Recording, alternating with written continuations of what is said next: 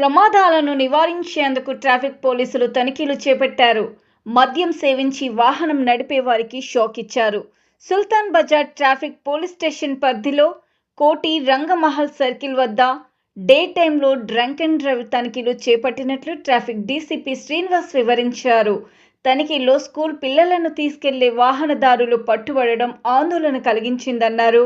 మరోవైపు surprise తనిఖీలతో traffic అంతరాయం కలగకుండా కేవలం రెడ్ సిగ్నల్స్ పడినప్పుడు మాత్రమే తనిఖీలు చేపట్టినట్లు వెల్లడించారు. గత కొద్ది రోజులుగా చేపట్టిన తనిఖీల్లో మొదటి రోజు 12 మంది, రెండో రోజు 6 మంది మద్యం సేవించినట్లు తెలిపారు.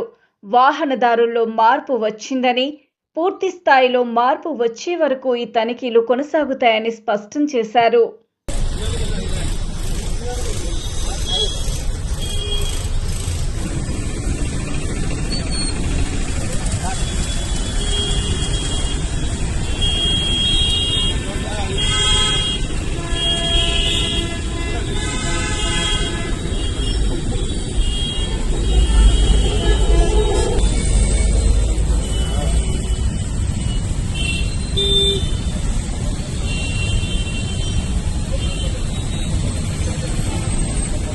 డ్రంక్ అండ్ డ్రైవ్ అనేది గతంలో సాయంకాలాలు పర్టికులర్ గా లేట్ లో కండక్ట్ చేసేవాళ్ళు.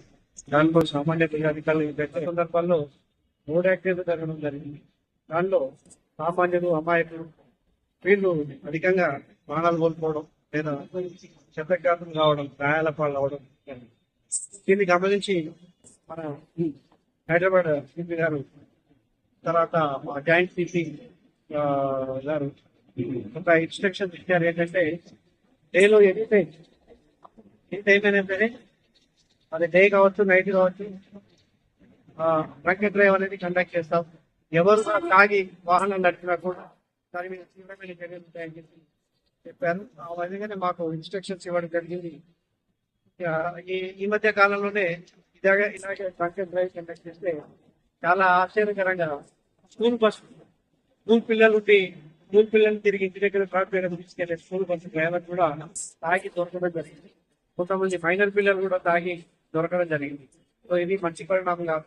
దీన్ని తగ్గించడం కొరకు, సామాన్యులైతే ప్రాణాలు కాపాడడం కొరకు డ్రంక్ అండ్ డ్రైవ్ అనేది ఎనీ టైం కండక్ట్ చేయమని చెప్పేసి మా సిపి గారి ఇన్స్ట్రక్షన్.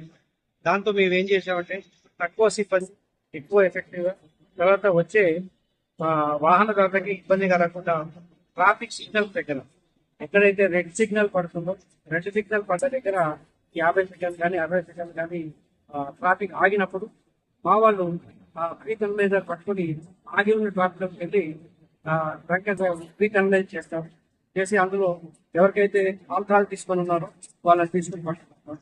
మళ్ళీ గ్రీన్ సిగ్నల్ పడగానే వాళ్ళని వదిలేస్తారు.